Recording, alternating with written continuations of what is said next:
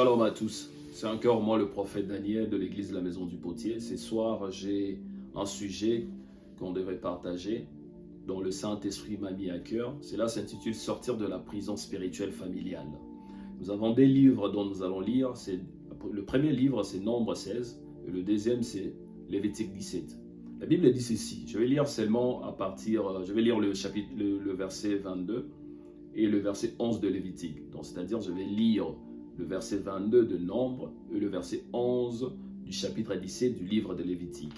La Bible dit ceci. Vous pouvez aussi le lire à la maison à partir du 19e verset jusqu'au 35e verset du livre de Nombre. Mais concernant le livre de Lévitique, on n'a que le chapitre 17 et le verset 11.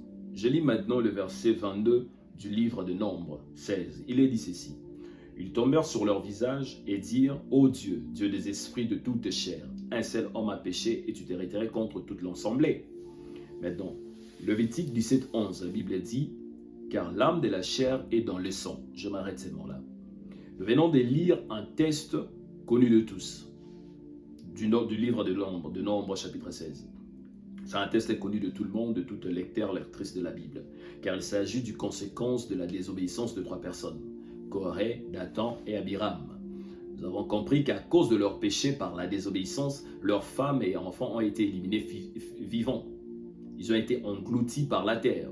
Cela nous fait comprendre que les actions que font les aïeux ou le parent dans le présent, cela ont de grandes conséquences dans l'avenir de ceux qui sortiront d'eux. Cela a de l'impact sur leur famille ou soit de leur foyer. Plusieurs personnes, leur vie ont été emprisonnées par certaines portes qui ont été ouvertes par leurs aïeux. Dans certaines prisons familiales, ils sont là parce que leurs aïeux avaient ouvert deux portes. Voyez-vous, un patriarche a eu à faire un pacte ou soit des alliances avec les forces maléfiques.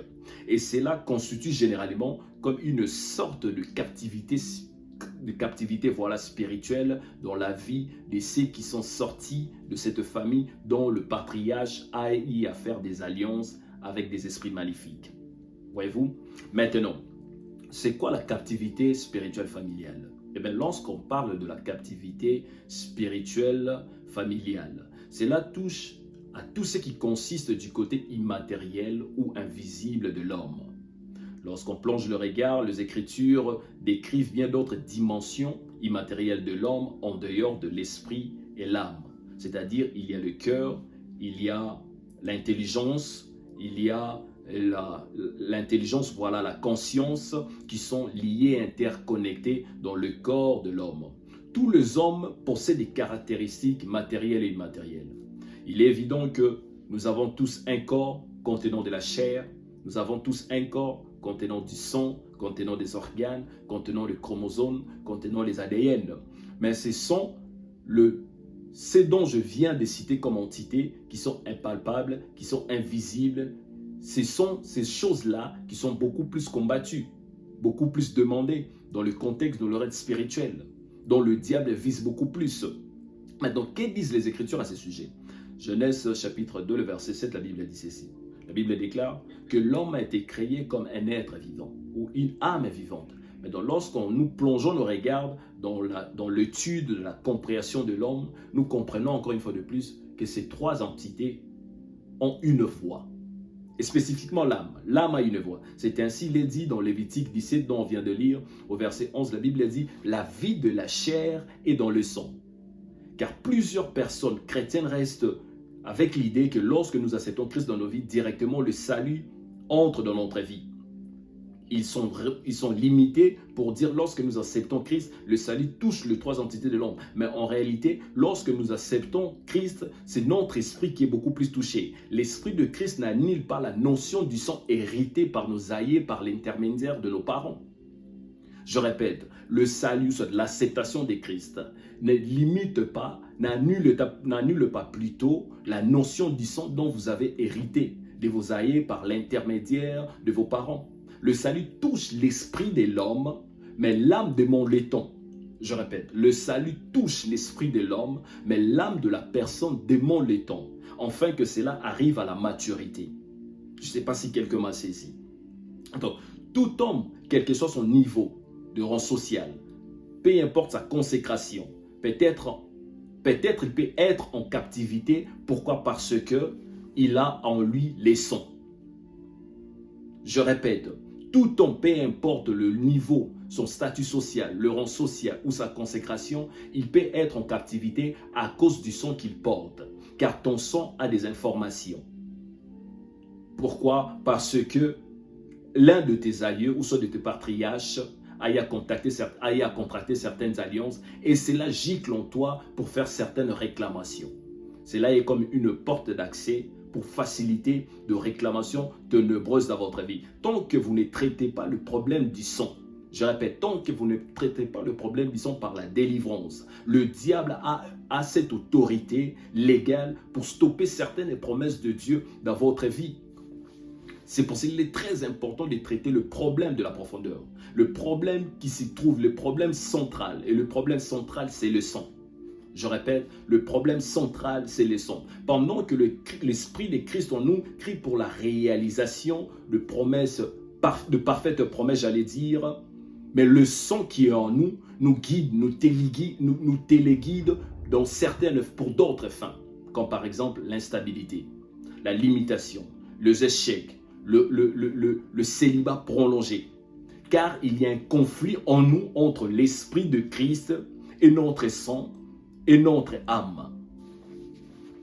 Je répète, car en nous, il y a ces conflits de l'Esprit de Christ et notre âme et notre sang. C'est un fighting dans notre intérieur. J'aimerais dire ceci.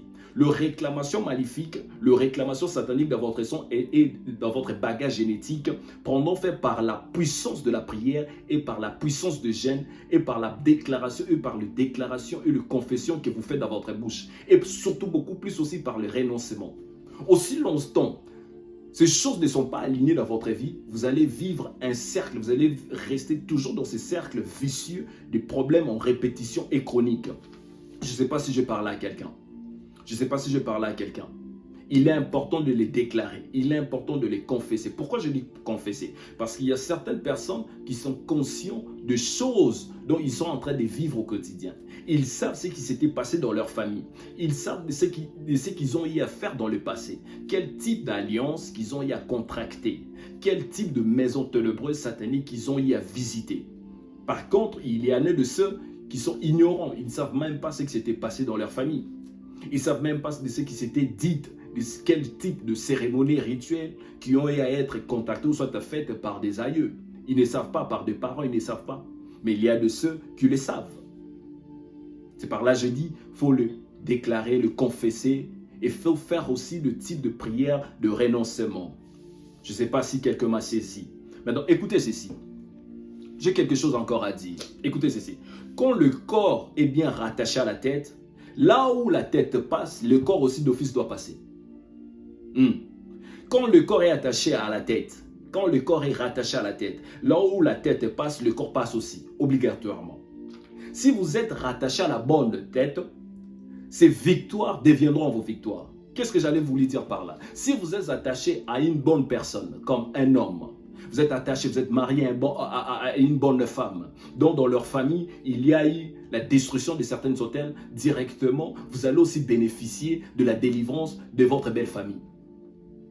Je ne sais pas si quelqu'un m'a saisi. Là où le tête passe, le corps passe. Là où il y a de victoire, vous bénéficierez aussi de victoire. D'où l'importance de toujours demander à Dieu que Dieu puisse vous faire rattacher à des bonnes personnes. Si vous vous mariez mal, vous allez vivre des choses maléfiques. Vous allez vivre des choses désastreuses dans votre vie. Si vous rencontrez un homme dans leur famille, il y a encore des hôtels de réclamation. 1 plus 1, la Bible nous fait comprendre dans la mathématique biblique que 1 plus 1 égale à 1. Vous bénéficierez aussi de sortilèges hérités par cet homme par rapport aux hôtels sataniques de leur famille. Je ne sais pas si quelqu'un m'a saisi. De la même manière aussi, si vous épousez une femme dont le père est un patriarche, un pasteur, qui a eu à prendre son temps comme David pour combattre plusieurs combats, Salomon n'aura pas de problème dans son règne. Salomon n'aura pas de problème dans son trône. Pourquoi? Parce que David a combattu. Je prie que Dieu fasse en sorte que vous puissiez rencontrer des bonnes personnes dont les parents ont eu le temps de prier, de combattre, de détruire, de donner, d'offrir des holocaustes à Dieu, afin que leurs enfants puissent bénéficier de grandes bénédictions. Je ne sais pas si quelqu'un m'a compris. Donne-moi un amen là où tu es. Que Dieu dirige tes pas à rencontrer des bonnes personnes. Je disais que Dieu dirige tes pas à rencontrer des bonnes personnes. Ainsi, j'aimerais aussi ajouter ceci. Les membres ne sont pas tous bénis de la même manière. Je répète, les membres d'une famille ne sont pas tous bénis de la même manière. La bénédiction aussi dans une famille dépend de la personne qui comprend, dont l'intelligence a été ouverte par la personne du Saint-Esprit. Ce sont des gens qui élèvent leur tête afin que la lumière entre dans les familles. Je prie, je déclare que tu sois ce genre de personnes. Le genre de personnes par qui ton intercession apportera une puissante délivrance dans la vie de plusieurs personnes de votre famille, dans le nom puissant Seigneur Jésus-Christ. Au cas contraire, vous allez vivre vous tous dans la malédiction de génération en génération. Maintenant, la question qu'il faut se poser, est-ce que le sang parle? Oui, ton sang parle. Ton sang a des informations, a des messages. Lorsque un médecin veut vous traiter, je donne un exemple, c'est un exemple connu de tout le monde. Lorsqu'un médecin veut vous traiter, il veut connaître la maladie dont vous souffrez. La première des choses, il va faire des analyses, il va vous dire allez dans un laboratoire pour qu'on puisse extraire, pour qu'on puisse prendre votre sang. C'est à travers de votre sang que le médecin saura de quoi vous êtes en train de souffrir. Votre sang va vous dire au médecin des informations, va donner au médecin le message concernant la maladie qui vous dérange. Car votre sang parle. Dans la question dont je m'aimerais te poser, quels sont les types d'informations qui viennent de ton sang? Quels sont les types d'informations qui viennent de ton ADN? Car c'est là une voie. Lorsqu'on regarde dans la Bible, dans Genèse chapitre 4, nous tous nous connaissons l'histoire d'Abel et Caïn. Il est dit ceci. Genèse chapitre 4, le verset 4-5. L'Éternel porta un regard favorable sur Abel et sur ses offrandes. Et sur son offrande plutôt. Mais il ne porta pas un regard favorable sur Caïn et sur son offrande. Caïn fut très irrité et son visage fut abattu. Caïn ne pouvait pas supporter que Dieu bénisse les offrandes de son frère. Je prends aussi le verset 8-10, si je ne me trompe pas. Caïn adressa la parole à son frère Abel. Mais comme il était dans le champ, Caïn se jeta sur son frère Abel et le tua. La Bible rajoute ceci. L'Éternel dit à Caïn, où est ton frère? Où est ton frère Abel? Il répondit, je ne sais pas. Suis-je le gardien de mon frère? Dans le verset 10, la Bible dit ceci. Et Dieu dit, qu'as-tu fait? La voix du son de ton frère crie de la terre jusqu'à moi. Crie de la terre jusqu'à moi. C'est-à-dire le son d'Abel avait crié, avait informé, avait fait passer un message.